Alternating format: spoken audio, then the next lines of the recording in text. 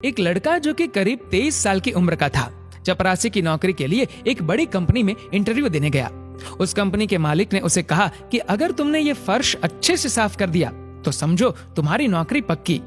बस फिर क्या था, उस आदमी ने फर्श को एकदम से चमका दिया, जिसे देखते ही मालिक ने कहा, तुम्हारी नौकरी पक्की, तुम कल से काम पर आ जाना। अगले दिन बॉस ने उस आदमी को बुलाया और कहा कि अपनी एक फोटो, आईडी प्रूफ और ईमेल आईडी भी बतानी होगी। आदमी ने तुरंत कहा कि मैं तो एक गरीब व्यक्ति हूँ साहब, मेरे पास ना तो कंप्यूटर है और ना ही मैंने कभी ईमेल आईडी बनाई है। बॉस ने तुरंत कहा, अरे हमारी बहुत बड़ी कंपनी है, हमें हर काम करने वाले व्यक्ति की ईमेल आईडी चाहिए होती है और ये अनिवार्य है। आज के युग में अगर तुम्हारी ईमेल आईडी नहीं है तो तुम्हारा कोई अस्तित्व ही नहीं, हम तुम्हें इस नौकरी पर नहीं रख सकते। वह व्यक्ति बहुत निराश हुआ और वहां से चल दिया। अब उसकी जेब में केवल 500 रुपए थे। उसने फैसला किया कि वह सब्जी बेचकर थोड़े पैसे कमा लेगा।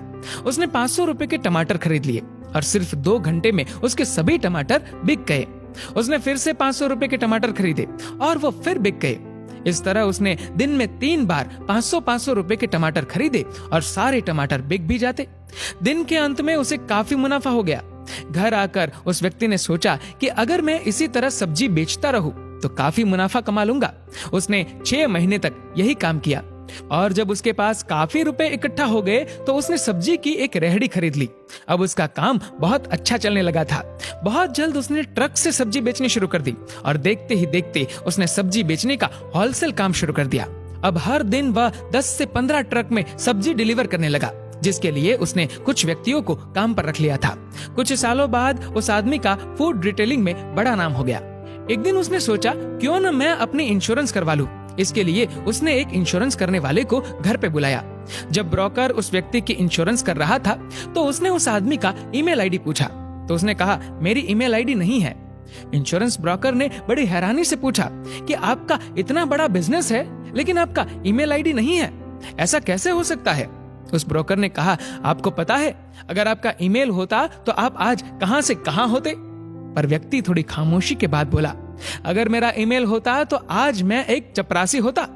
ये बात उस इंश्योरेंस ब्रोकर को तो समझ नहीं आई, लेकिन आपको शायद अच्छे से समझ आ गई होगी।